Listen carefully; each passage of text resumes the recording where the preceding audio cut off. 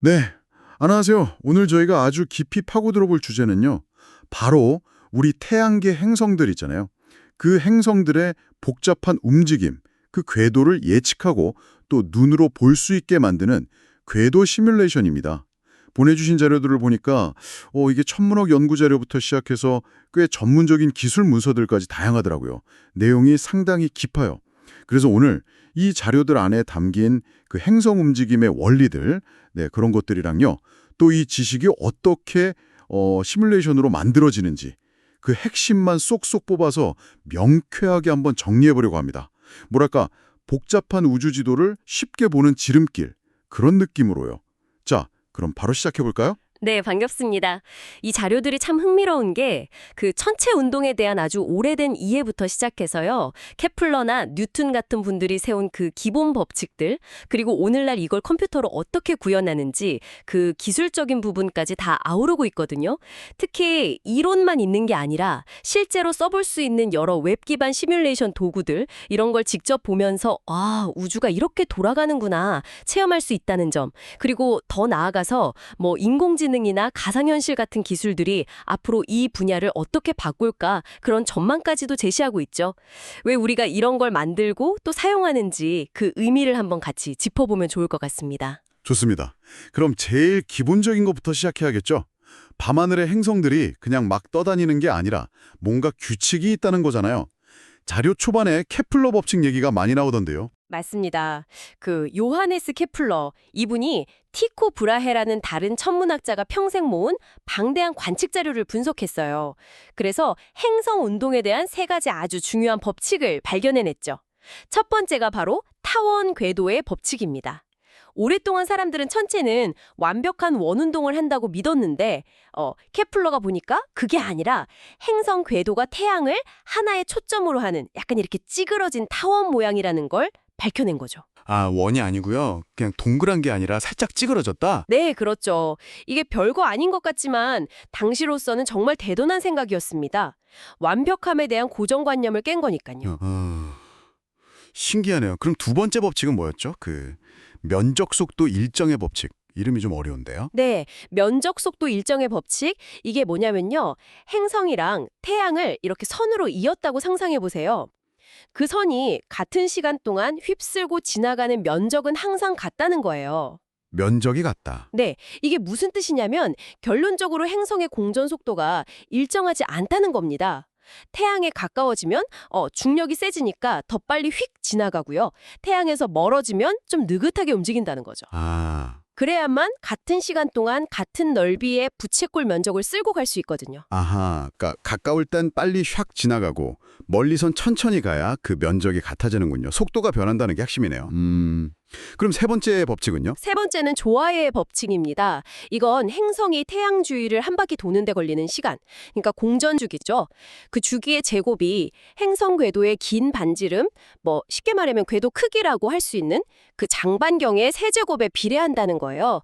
수식어로는 t제곱은 a 세제곱에 비례한다, 이렇게 쓰죠. 주기 제곱이 반지름 세제곱에 비례한다. 네. 이게 뭘 의미하냐면 태양에서 멀리 떨어진 행성일수록 한 바퀴 도는 데에 훨씬 더 오래 걸린다는 걸 수학적으로 보여주는 겁니다. 지구가 1년 걸릴 때 목성은 한 12년, 토성은 거의 30년이 걸리잖아요.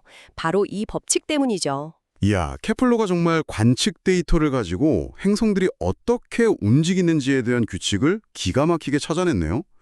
그럼 사람들이 당연히 궁금했겠어요. 아니, 왜 얘네들은 이런 규칙을 따르는 거야 하고요. 여기서 이제 뉴턴이 딱 등장하는 거죠. 바로 그 지점입니다. 아이작 뉴턴. 이분이 왜? 라는 질문에 답을 준 거죠. 그 유명한 만유인력의 법칙으로요. 만유인력. 네. 뉴턴은 질량을 가진 모든 물체 사이에는 서로 끌어당기는 힘, 즉 중력이 작용하고 이 힘의 크기는 두 물체의 질량이 클수록 커지고 또 둘 사이의 거리가 멀어지면 그 거리의 제곱에 반비례해서 약해진다는 걸 수학적으로 딱 밝혀냈습니다.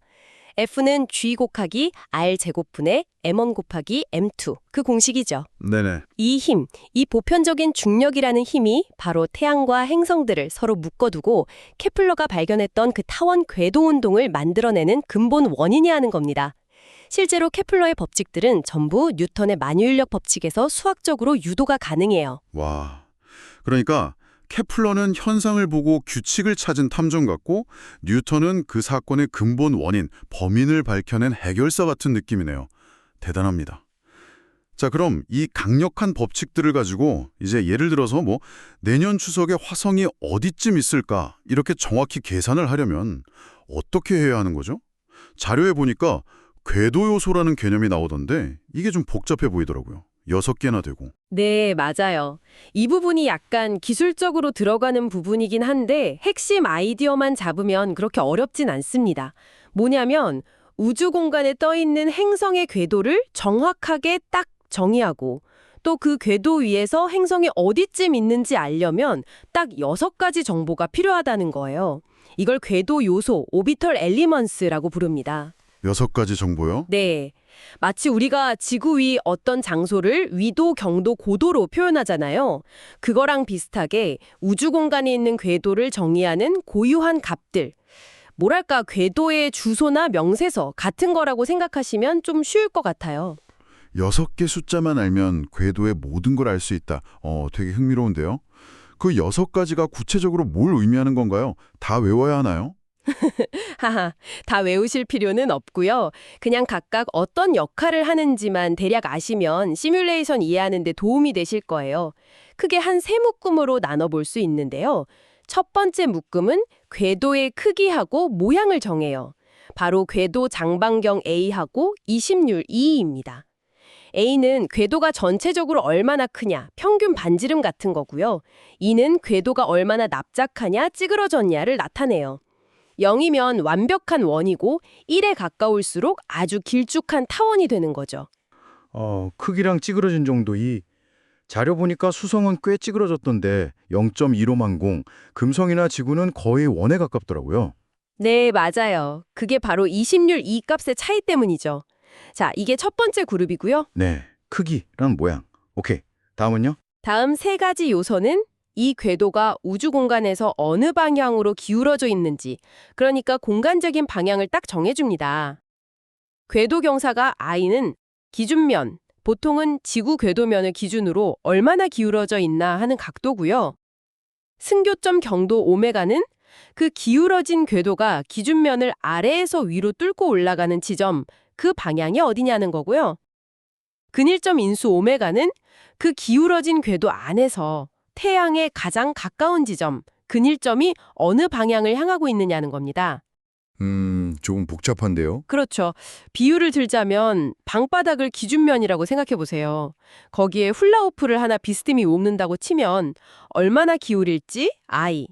그 기울어진 훌라후프의 가장 낮은 부분이 방의 어느 쪽을 향하는지 오메가, 그리고 그 훌라후프 위에서 어딘가에 표시된 특별한 점, 근일점이 어느 방향을 보는지 오메가를 정해줘야 정확히 어떻게 놓여 있는지 알 수 있잖아요. 그거랑 비슷해요. 훌라후프 비유 좋네요. 네.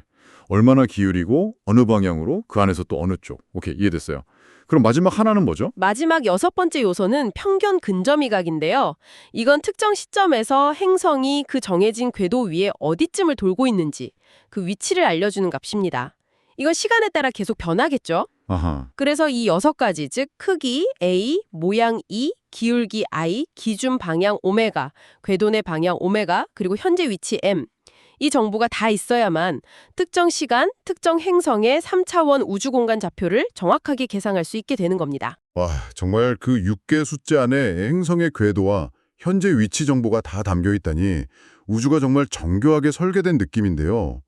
근데요, 이게 숫자들이잖아요. 이 숫자들을 가지고 어떻게 우리가 보는 그런 3D 시뮬레이션 화면, 막 행성이 움직이는 그런 화면으로 만드는 거죠? 숫자만 봐서는 상상이 잘 안 가는데요. 네, 좋은 질문이에요. 자료에도 그 과정이 설명되어 있는데 핵심은 좌표 변환이라는 수학적인 기법을 쓰는 겁니다. 일단 이 6가지 궤도 요소랑 시간을 이용해서요. 행성이 실제로 움직이는 그 2차원 타원 궤도면 있죠. 마치 종이 위에 그린 그림처럼 그 2차원 평면에서의 좌표 X', Y''을 먼저 계상해요. 아, 일단 2D로 먼저 계산하는군요. 네, 이때 뭐 케플러 방정식 같은 좀 복잡한 방정식을 풀어서 시간에 따른 위치를 구하게 되고요. 그 다음이 중요해요. 이렇게 구한 2차원 평면 좌표를 우리가 사는 실제 3차원 우주 공간의 좌표 x, y, z로 바꿔줘야 하거든요. 네. 이때 아까 말씀드린 그 궤도의 공간적인 방향을 정하는 요소들, 즉 궤도 경사각, 승교점 경도, 근일점 인수, 이 세 가지 각도 정보가 쓰이는 겁니다. 이 각도들을 이용해서 2차원 평면을 뭐랄까 적절한 각도로 이렇게 회전시키고 기울이는 수학적인 변환을 하는 거예요. 컴퓨터가 행렬 계산 같은 걸 통해서요. 아하, 2D 그림을 3D 공간에 맞게 이렇게 돌리고 기울인다. 그렇죠. 그 과정을 거치면 최종적으로 3차원 공간에서의 행성 위치가 딱 계산되는 거죠. 그리고 이 계산을 아주 짧은 시간 간격으로 계속 반복하면서 그 결과를 그래픽으로 쭉 이어서 보여주면 우리가 보는 것처럼 부드럽게 움직이는 3D 행성 시뮬레이션이 만들어지는 겁니다. 와, 생각보다 훨씬 복잡한 수학이랑 물리가 배경에 있었네요. 그냥 그래픽인 줄 알았는데. 자, 그럼 이런 원리를 이용해서 만들어진 시뮬레이션 도구들, 저희가 직접 써볼 수도 있을까요?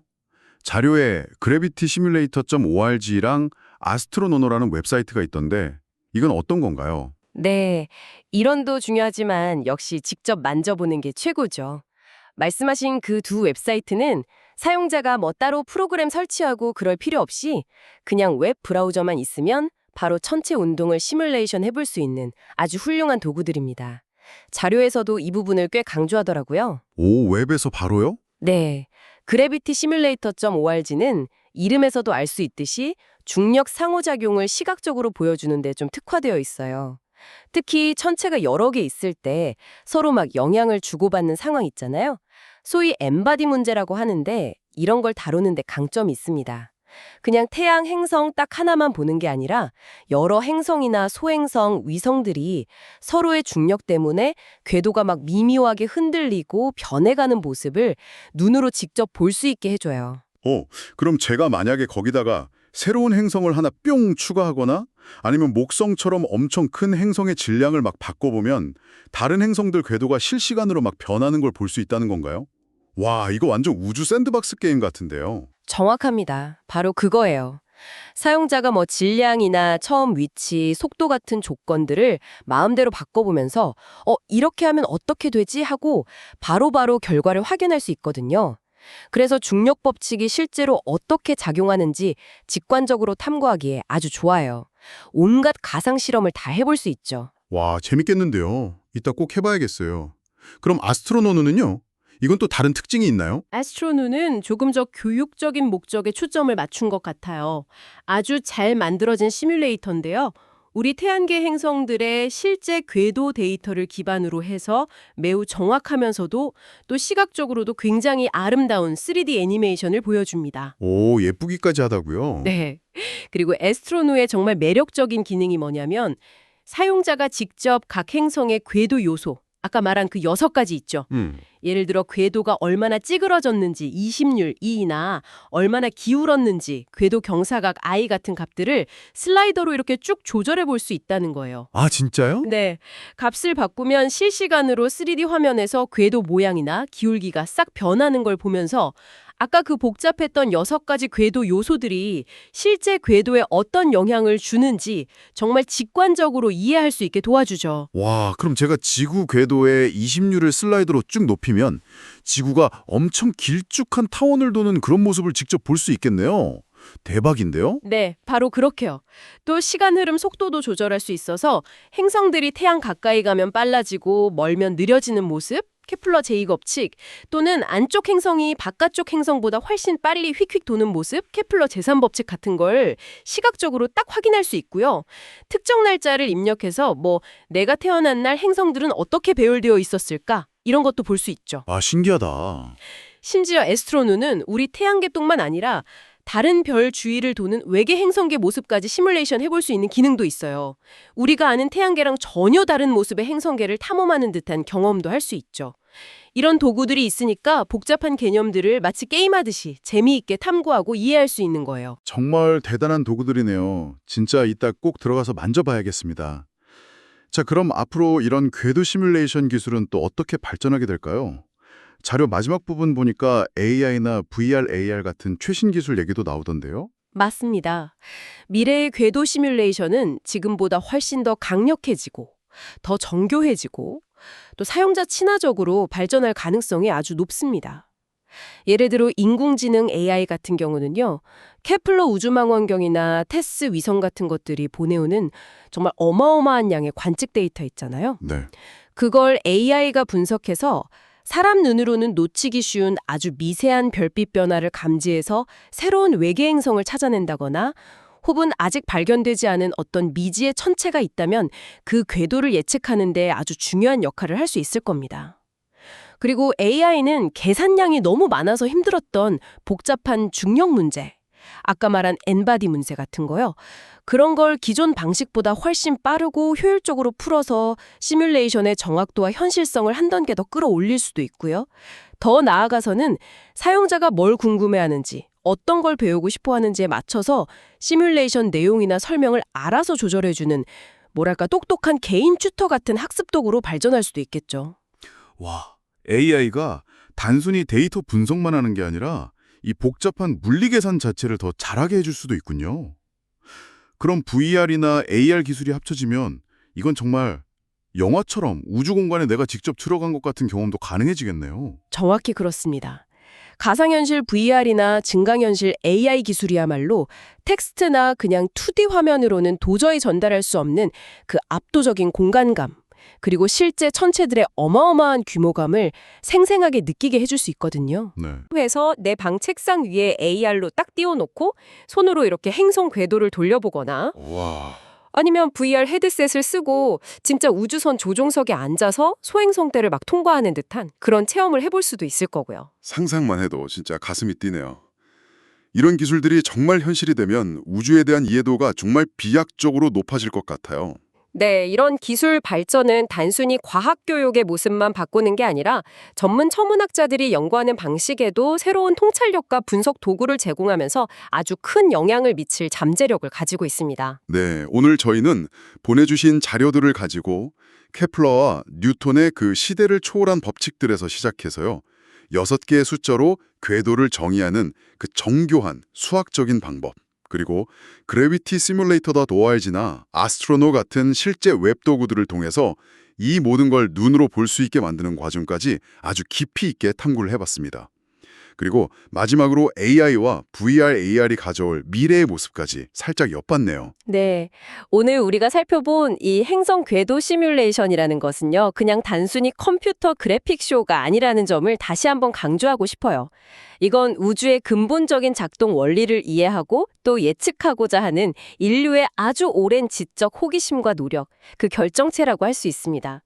눈에 보이지 않는 중력의 법칙이나 복잡한 수학적 관계들을 우리 눈앞에 생생하게 펼쳐 보여줌으로써 우주에 숨겨진 질서와 아름다움을 탐험하게 해주는 정말 강력한 도구인 거죠. 확실히 오늘 이야기를 쭉 듣고 나니까 이제 밤하늘에 반짝이는 행성들이 그냥 빛나는 점으로만 보이지는 않을 것 같습니다. 뭐랄까, 거대한 우주라는 무대 위에서 보이지 않는 중력이라는 실에 이끌려서 아주 정교하고 역동적인 춤을 추고 있는 그런 하나의 세계처럼 느껴지네요. 아마 오늘 소개된 시뮬레이터들을 직접 사용해 보시면 지금 제가 느끼는 이 감정을 더 생생하게 체험하실 수 있을 겁니다. 네, 여기서 한 걸음만 더 나아가서 이런 질문을 한번 던져보는 것도 좋을 것 같아요. 우리가 아는 물리 법칙, 특히 뉴턴 역학은 우리 태양계처럼 비교적 단순한 시스템 안에서는 행성들의 움직임을 정말 놀랍도록 정확하게 예측하고 시뮬레이션 할 수 있게 해줬잖아요. 그렇죠. 그런데 그 범위를 훨씬 더 넓혀서 수천억 개의 별과 가스, 그리고 아직 우리가 정체를 잘 모르는 암흑물질까지 막 뒤엉켜서 상호작용하는 은하 전체가 어떻게 만들어지고 진화하는지, 또는 수많은 은하들이 모여서 이루는 그 우주 거대 구조의 진화는 과연 어떻게 시뮬레이션하고 예측할 수 있을까요? 현재 우리의 시뮬레이션 기술은 어디까지 와 있을까? 그리고 어쩌면 우리가 아직 모르는 새로운 물리 법칙이나 현상이 이런 거대한 규모의 우주를 이해하는 데 필요한 것은 아닐까? 이런 질문들을 한번 스스로에게 던져보고 생각해보는 것은 어떨까요? 이 질문에 대한 답을 찾아가는 그 여정 자체가 또 다른 아주 흥미로운 지적 모험이 될 거라고 생각합니다. 와, 우주 전체를 시뮬레이션한다. 정말 스케일이 다른 질문이네요. 생각할 거리를 던져주셨습니다. 오늘 저희와 함께한 이 깊이 있는 탐구가 여러분의 지적 호기심을 더욱 풍부하게 하고 또 밤하늘을 바라보는 새로운 시각을 열어주는 그런 계기가 되었기를 진심으로 바랍니다. 다음에 또 흥미로운 자료들로 다시 찾아뵙겠습니다.